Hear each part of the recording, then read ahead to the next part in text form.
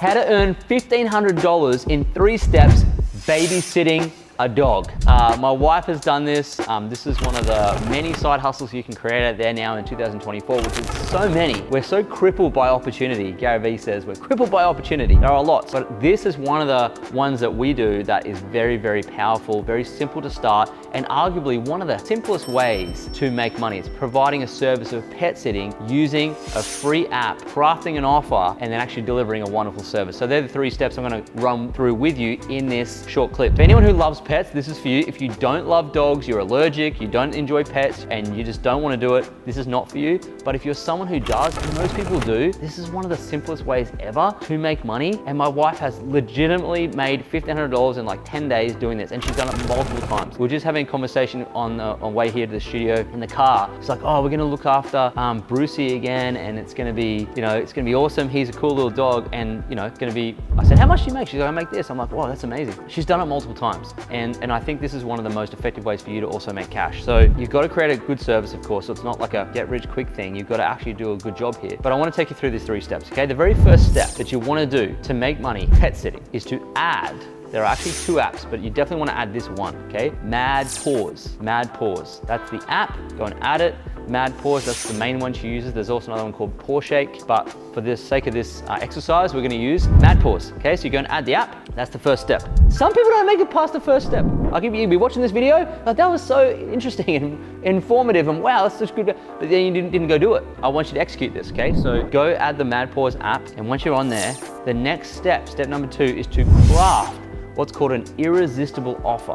Okay, now this, if you want to learn more about offer creation, go and grab Alex Hormozi's book, $100 Million Offers. Great book, it'll teach you about offer creation. But obviously my wife and I in marketing over the years, we've got the experience, and my wife's an amazing marketer, and she crafted this irresistible offer in her Mad Paws account. So you can create it too, but there are people out there who are busy professionals, dual income, they have wonderful careers, and sometimes they are so busy they have to travel, and they need someone who looks after their pet, and they don't really want to put them in the kennels, they don't want to give them to a family member, and they're happy to pay a premium price for a very good experience for their loved, beloved dog, who's a real member of the family. Our dog, Elvis, the sausage dog, he's a member of our family. He's like, they become like your children, right? So there's lots of couples out there like that, more so now than ever, and they're happy to pay the price to make sure their dog child is looked after. So don't worry about, will people do this? Of course they will, okay? So my wife's like, well, I want to create an offer that would compel her, where we could give our dog over it and have a great experience. So what does that look like for people? And so on the app, you can decide which pricing you want to create. So you can put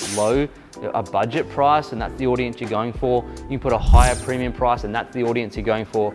So for my wife, she said, well, I want to look after sort of busy professionals. So I'm going to increase my offer to the top part. So it's going to be a higher premium price, okay? So she put it for, I think it was about $100 a night. And so she's like, I'm going to put it for $100 a night. Now you can't start out like that. You have to put it at a rough in between when you first start on the app, but eventually when you get some good reviews, you can then move it up. So she said, well, I'm gonna go to the high end of the market. I'm gonna provide this service to this particular audience, okay? Dual income, no kids, who needs a really good high-end service for their dog. And so she's gonna craft the offer so it's a premium offer to support the premium price. You can't put a premium price if you're not gonna deliver 10 times the value. Okay, that's the most important thing. So what you want to do is, if you're going to put a premium price, let's say 100, you have to craft this offer that's so compelling and so cool and so many cool things to it that it's just overwhelmingly valuable for the client. Okay, so for hers, for example, she's very clever. She put in there, well, if they're going to come to us, your dog, I'm going to make sure that when they come over, they're going to get a free toy on arrival. Okay, now, you can go pick up a toy for a few dollars, and it's really cool. They get a free toy. The second thing is, I'm going to take nice photos of them. My wife's amazing at photography. She creates these nice photos, puts nice filters on them, and creates these nice photos of their pets while they're at our house, these nice locations, a bit of a photo shoot. She sends that to them. So that's part of the offer. Then they're gonna get a drive in our Range Rover. Now I know you don't have a Range Rover, don't worry about that. It's just one of those fun things we put in the offer.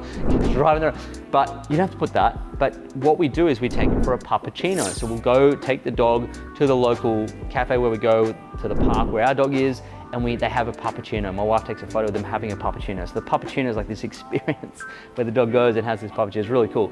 And then also puts in the offer they're going to be secure, safe. We live in an apartment, so it's a security part of that's really important.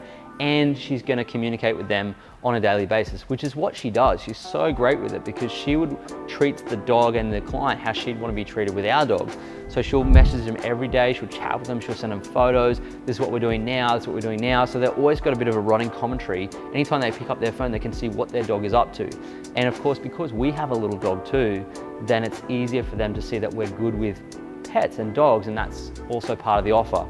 And so there's more to her offer, but she's crafted it that way that dictates or justifies the premium price. And so if you're not going to provide a premium service, don't charge a premium price. So if you want to start at the bottom with a more cheaper offer, it's like, hey, it's basic. You come here, it's like a YMCA at my house. They come in, it's a hostel. Just come in and get a shelter. There's a bit of food there, but you're on your own. If you want to do that, it's like $30 a night. Be my guest, do that. Whatever your audience is or whatever your offer is, fine. As long as the offer supports the price, you're going to be fine. You're going to get repeat business, because the last thing you want to do is not over deliver. So one of the secrets to any business, even one where it's like the coolest side hustle ever, because there's no risk, there's no cost. You can start this whenever, and it's amazing. So, but it's a little business, right? So if you want to actually get repeat customers and more customers and 5-star reviews, you have to over deliver to the client, and this is no exception. So the third step is to do that. The third step is to make sure you over deliver. You provide a 6-star service over and above the offer that you created. So because my wife is so good with it and she just pours love into it, then at the end of this stay, of course the clients are going to give her a 5-star review and put that on the Mad Paws app. So if you go to her Mad Paws profile, you look at it, this is like 5-star review, 5-star review, 5-star review, and that's what's called one of the weapons of influence in Robert Cialdini's book, The Psychology of Persuasion. Inside the book, he talks about social proof being one of the 6 weapons of influence. And so that's how you show other people that you're a reputable dog sitter, because you've got 5-star review after 5. And you just ask the client, would it be okay if you gave me a review about the service? And if you've done a great job, they're going to give you 5 stars. And you should just nail your profile with all these 5-star reviews. That's going to improve or increase the propensity for people to use you for your premium offer or whatever offer you have. So that's important.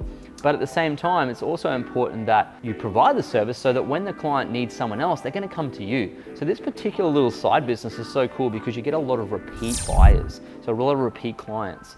And what's cool about that is you get to build a relationship with the dog, and so it's like, you know them, it's like your friend coming over to stay, and you've got this dog hotel at your house, and you're literally earning income from pet sitting other people's pets.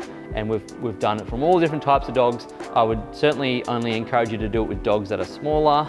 And puppies are a bit of a handful, so you gotta be careful there. And you'll learn all these lessons along the way, and you'll get better and better and better. So don't ever judge the experience on the first time or whatever, because you're gonna hit hurdles. You're gonna, talk to people. They're gonna come up to your house. There's gonna be some weird conversation. It's just part of the business, okay? So parts of it are gonna be awkward, parts you're gonna make mistakes. That's okay, as long as the dog's safe, all will be well.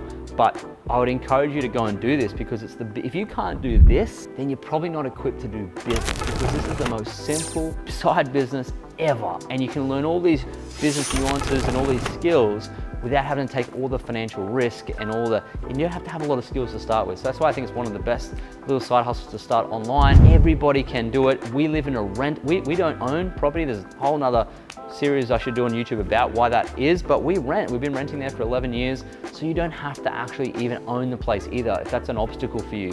So think about all these obstacles in your head, but there's definitely a solution to all of them, because we could have said all these reasons why we can't, but you can.